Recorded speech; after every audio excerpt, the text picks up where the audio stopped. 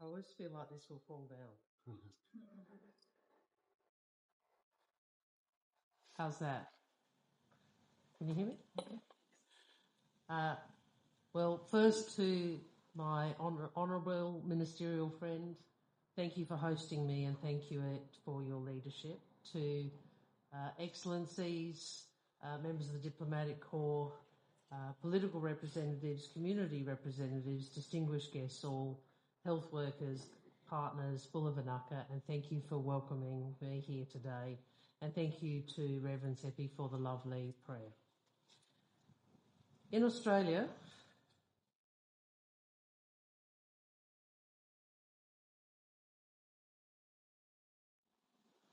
hello. I knew it was a problem. In Australia, like in Fiji, we continue one of the oldest diplomatic traditions in human history by acknowledging the custodians of country as we enter their lands. And so I want to start by acknowledging the traditional owners and custodians of the land on which we meet, the Vanua of Suva, and pay my respects to their elders.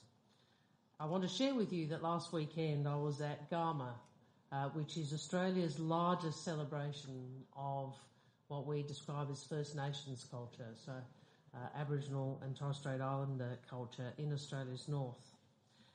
And each year they choose a theme, and this year they chose the theme bookmark, which is a Yolngu word for everyone.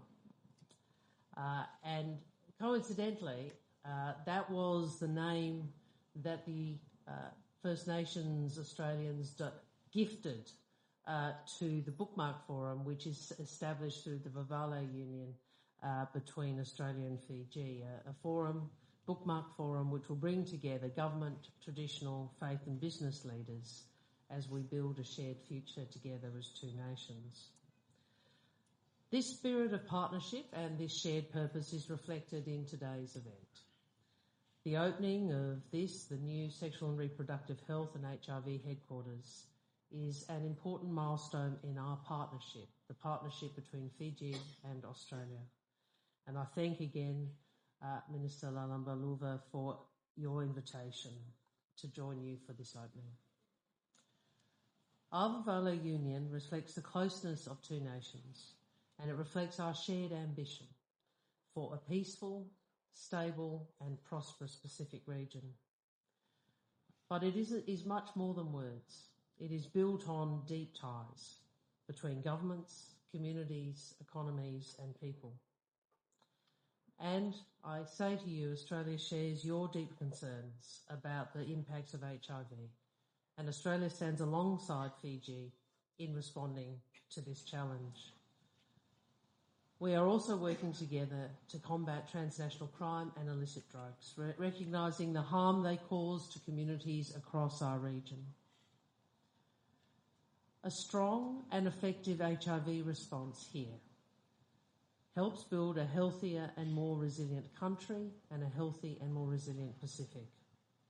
By preventing new infections, strengthening health systems and improving access to treatment, we are strengthening the health security of Fiji, of Australia and of the wider Pacific family. We talk a lot about numbers, but we also know that behind every statistic is a person, a family and a community.